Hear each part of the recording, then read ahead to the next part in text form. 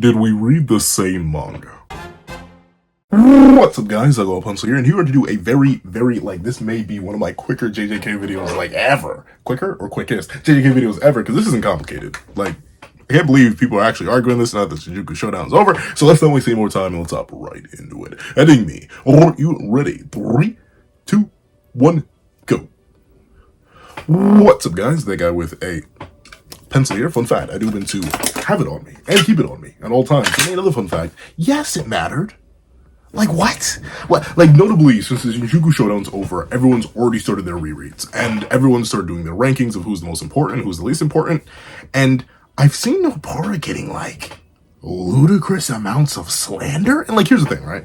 Your boy's not the biggest Nobara fan out there. I think she's fine as a character, but you're looking at a Maki beat muncher, not necessarily a Nobara. I can't think of an acronym there, but someone can figure it out. But essentially, I'm not the biggest Nobara fan, but I've seen a lot of people, likely because they don't like how the return was done, or how it was executed, say that it was worthless, and that it would have been better off without her, and nothing would have changed. And I ask you, did we read the same chapters? Because y'all do remember what was going to happen if a certain someone didn't get their soul spiked?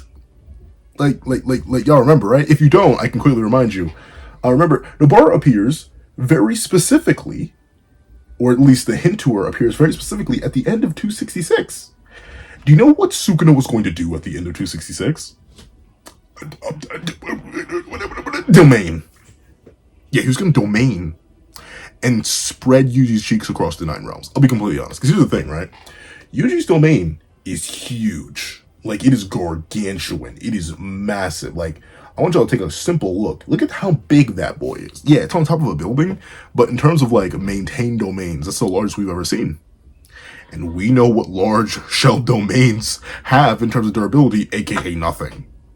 So if Sukuna had opened this malevolent shrine like he had planned to, because he didn't see the fingers or whatever, or he didn't get his soul spiked by Nobara in the very next chapter, Yuji gets hit with domain expansion. Yuji gets hit with domain expansion. Now, you may be wondering, okay, Pencil Man, what does that mean? It means everyone falls and Sukuna wins. I swear, I don't get it. I don't get, no, I don't get it. I was trying to think, mainly because I get it in terms of, macro effects. She's very specifically timed, kind of like how Toto specifically timed, Goda specifically timed, and I'd say for the most part, Hana was specifically timed, kind of. So she didn't end up doing much, though. I could understand if you're making the same argument for Hana, where Hana didn't do anything but get Toto about the battle and wrap up a loose plot thread. I get that. But Nobara, when she literally saved Yuji's life, hypothetically, right? Say she's not here. He's already holding the domain sign. Sure, I'll agree in the idea. I've seen some people argue, well, he was stopped regardless because Yuji revealed that his fingers were missing. So he wasn't going to cast them. But, he's still holding it. And Yuji, I'll admit, for the sake of the moment, I'll say, does kind of stand there instead of putting the pressure on him.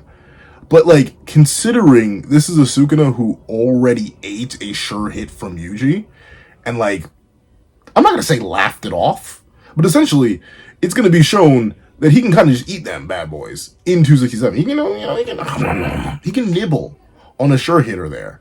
So the big thing is, right, after Resonance hits and he gets hit, he's still going to cast that domain expansion. The whole reason he doesn't immediately do it after getting soul spiked is because it's messed up. Because the soul spike genuinely jacked him up. It's why he loses the formation, and then Yuji's able to put the dukes on him, put the brakes on him. See how Sukuna does not resort to domain because everything failed. Why? Because Nobara used resonance. And very specifically, it had to be Nobara using resonance. Everyone else at the time kind of wouldn't have done anything, except for maybe Maki? Maybe, she could have come in and, sliced off his arms again.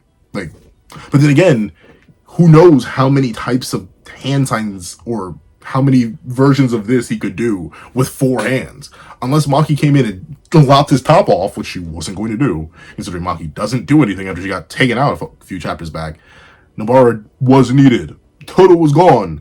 Megami clearly wasn't going to be able to help anymore other than sinking Sukuna into the shadow that one time. That's it.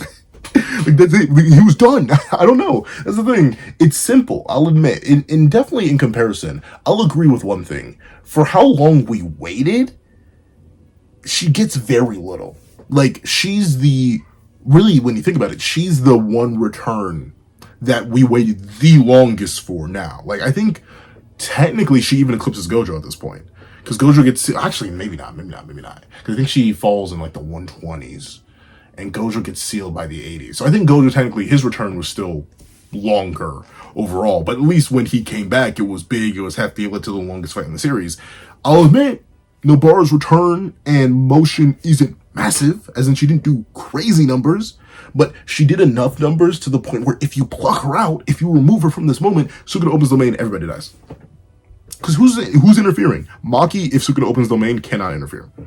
Yuta, his body may have been torn apart while he was still in Goto. We still don't know his scenario. Once 269 comes out, we'll probably get more of a clarification on that. Who, Megami? I guess maybe you could drop Sukuna into the shadow again, but like, all that did in 266 was, stagger him slightly. Nothing about that would have stopped him from just doing this and chanting domain expansion. And then who else is left? You want May to come in Bird Strike? Toto to, I don't know, fight for his life? Like, legitimately, I don't know. I don't see any real other thing that anyone else could do. It had to be Nobara in this moment, or else everybody dies. Because here's the thing, if Yuji goes down, I think the plan's kind of cooked. Because, like, Maki with Soul Split Katana could do crazy things, maybe. That's if she showed up. Once again, we just don't know her damage relative to this. And unfortunately, 268 doesn't do a good enough job clarifying, like, hey, how much time needed to pass before everyone was healed and viable? We have no clue. Gege was super duper vague. But overall, Nobara was necessary.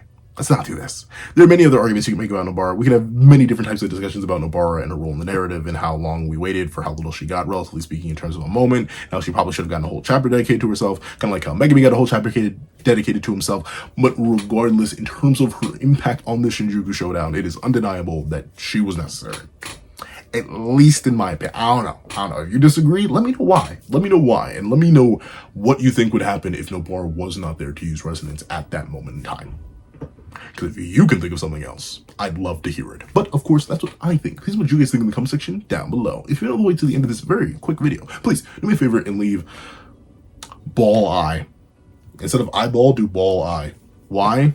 Because she's literally missing her eyeball. But with that being the case, leave ball eye in the comment section down below. I'd like to thank you so much for watching. Please remember to leave a like, share, comment, and subscribe. And make sure that notification bell so you not miss out on any videos that come to the channel. Also do have a Patreon down below where you can support me for as low as $1 $1, things like exclusive videos, early content, and more. So now become a member of the channel for as low as $3 a month to get the same perks and more. Some of the perks will include the live reaction to the very next chapter of Jujutsu Kaisen, every variations of all my videos, and if you come in $12 Patreon or $25 member, you can order whatever video you want.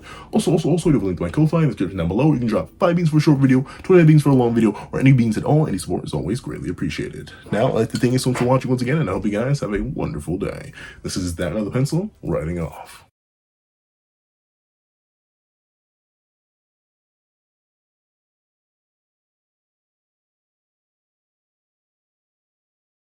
I'd like to give a thank you to our $3 members, Sierra, Greyhound, Eternal Flame, NMA, Real Rare, Red Wolf 4765, Paris Arnold, Astro, Brandon Payne, and G Prosper.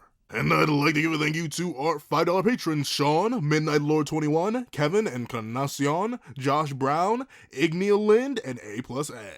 And I'd like to give a big ol' thank you to our $7 members, Autumn Mornings Lazo, Fine, Zombie Hunter, and Austin Wimberly. Then I'd like to give a thank you to our $10 members, Robbie Uchiha, Jay Warrior, and AZ Void. Then I'd like to give a big ol' thank you to our $10 patrons, Overlord Zero, Joaquin Munoz, and Idem Okami. And I'd like to give the craziest, juiciest, most next-level, quadruple, sloppy, toppy, next-level superhuman in beyond this world kidney heaven thank you to our $100 patron, or that guy with a pencil tier patron, Calvin Elder.